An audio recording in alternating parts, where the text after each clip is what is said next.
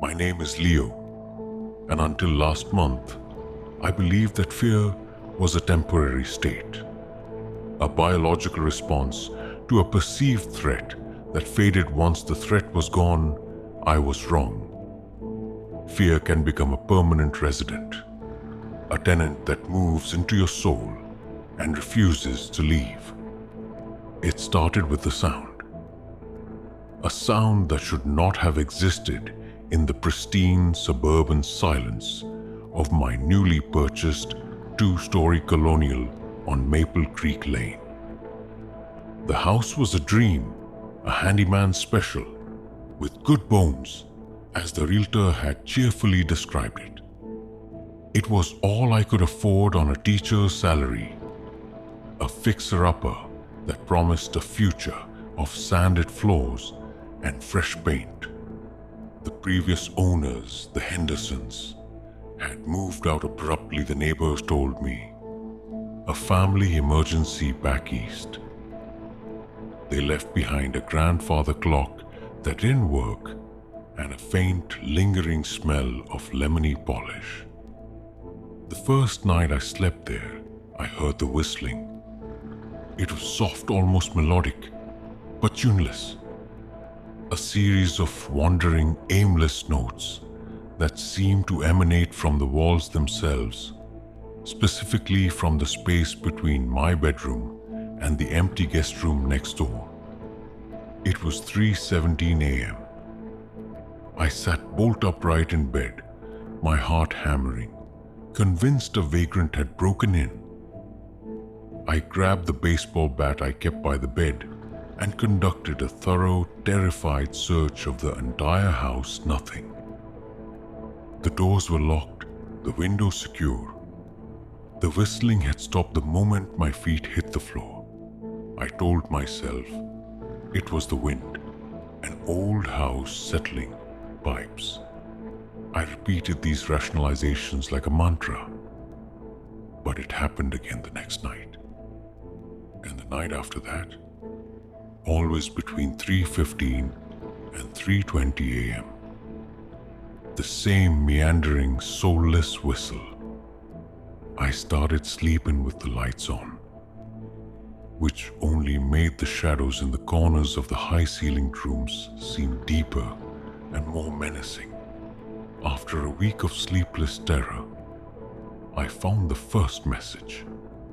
I was sanding the trim in the hallway, and I pulled a heavy, old bookcase away from the wall to paint behind it. Scratched into the plaster, in shaky, childlike capital letters, was a sentence that made the fine hairs on my arms stand up. Don't answer the whistling.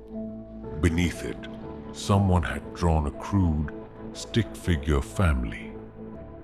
A man, a woman, a child, and a smaller, blurrier shape that might have been a dog. All of them had large X's for eyes. The scratches were old, filled with decades of paint, but the message was horrifyingly clear. I wasn't the first person to hear it, and whoever was here before me had been just as afraid. That night, the whistling changed. It was closer. It was no longer in the walls. It was in the room with me. I lay frozen under my comforter, my eyes squeezed shut, as the sound drifted from the corner of my bedroom to the foot of my bed. It paused there. I could feel a presence, a cold spot in the room that had nothing to do with the drafty window. The whistling started again, right next to my ear. It was a wet sound now, as if the whistler had something in its mouth. I didn't sleep. At dawn, I went to the local library, desperate for answers. The elderly librarian, Mrs. Gable, remembered the house. The Henderson place, she said, her smile fading. Such a shame. That family. They had such a hard time with that little boy. Little boy? I asked, my throat tight. Timmy. A sweet child, but troubled. He had an imaginary friend. He called him the man who whistles. She leaned forward, lowering her voice. The stories he would tell his teachers. He said the man lived in the walls and wanted to teach him a new song. A song that never ended. She showed me a microfiche of a local newspaper from 20 years ago. A brief, buried article. A family named the Millers had lived in the house before the Hendersons. Their 6-year-old son, Timmy, had vanished from his locked bedroom one night. The window was closed, the door locked from the inside.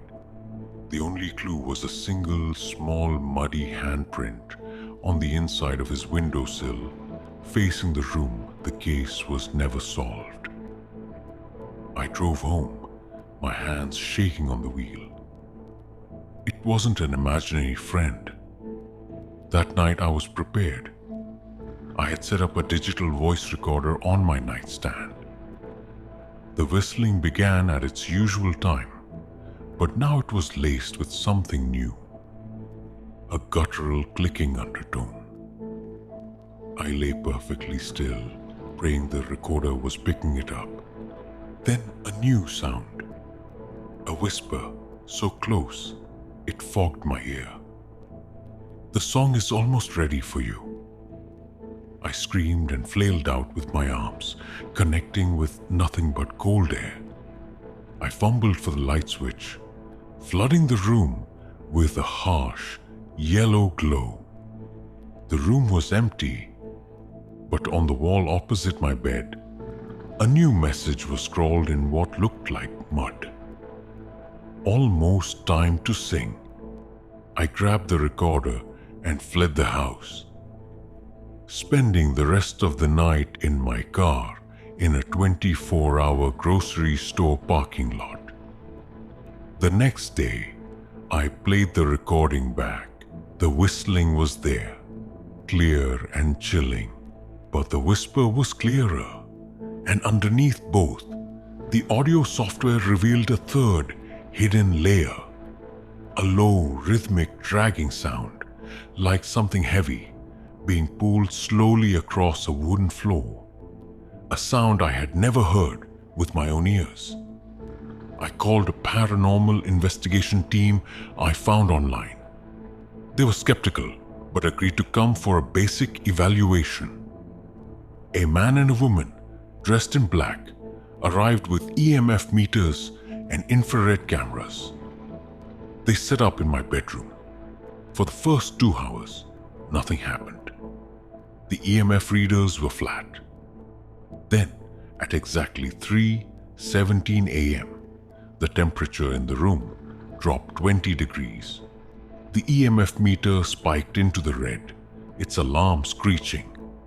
The female investigator aimed her camera at the corner where the cold was emanating from. "Are you here?" she asked, her voice steady. "Can you tell us your name?" The response came not as a whisper, but as a voice from the walkie-talkie clipped to her belt. It was a distorted digital snarl. "I am the whistler. The boy sings with me now. This one will too." The walkie-talkie exploded in a shower of plastic and sparks. The investigators packed their gear in a panic, their professional composure shattered. "We can't help you," the man said, his face pale. "This isn't a ghost. This is something older. Something that hates the silence." They left, and I was alone again. I knew I had to leave. I couldn't stay in that house. I started packing a bag, my movements frantic. As I passed the guest room, I noticed the door was slightly ajar. I always kept it closed. I pushed it open. The room was empty, just as I'd left it. But the air was frigid. And on the dusty, bare floorboards, a trail of small, wet footprints footprints led from the center of the room to the closet. The footprints of a child. The closet door was closed. From the narrow gap at the bottom, I could see a faint, pulsing orange light and a sound, a soft, pathetic, sniffling sob. A child was crying in my closet. Every instinct screamed at me to run. But a deeper, more human instinct, the need to protect a child, rooted me to the spot. "Hello?" I called out, my voice trembling. "Is someone in there?" The crying stopped. The orange light brightened, the doorknob began to turn, slowly, silently. I stand here now, frozen in the doorway. The closet door is opening. I don't know what's about to come out. The whistling has started again, but it's not coming from the walls anymore. It's coming from behind me, in the hallway. It's closer than it's ever been. I think it's finally time for me to learn the song. The doorknob turned. With a final soft click, the closet door swung inward, revealing not a storage space filled with boxes, but an impossible darkness. It was a void, a tear in the fabric of the room that swallowed the light from the hallway. The pulsing orange glow came from deep within it, like a dying ember in a vast cavern. The child's sniffles had been replaced by a low, wet, rattling breath. From the hallway behind me, the whistling ceased. The silence that followed was a physical weight pressing in on my eardrums. I could feel the presence of the whistler at my back. A column of freezing air that sapped the warmth from my skin. I was trapped between the thing in the darkness and the thing in the hall. A small pale hand emerged from the closet's void, gripping the doorframe. The fingers were too long, the nails ragged and dirty. Then a head followed. It was a boy, or had been once.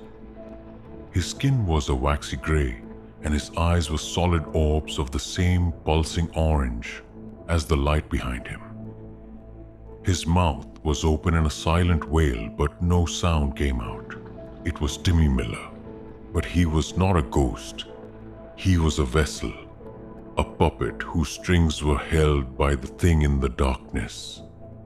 Timmy, I breathed, the name a ghost itself on my lips.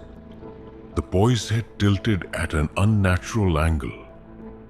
The orange light in his eyes flared, and the voice that came from his mouth was not a child's. It was the same distorted digital snarl from the walkie-talkie, now given a wet physicky form. "He is my chorus. You will be my new voice. The old one is wearing out." The thing behind me, the whistler, let out a sound that was half sigh, half static crackle. I dared a glance over my shoulder. The hallway was empty, but the freezing air remained, coalescing into a shimmering humanoid outline made of twisting shadows and TV static. I could see the suggestion of a wide, grinning mouth filled with shifting pixels. I was gonna die. The thought was crystal clear, a shard of ice in my mind. I would end up like Timmy, a hollowed-out shell forced to sing an endless, tuneless song for this entity. But then, a memory surfaced. Mrs. Gable at the library. He said the man lived in the walls,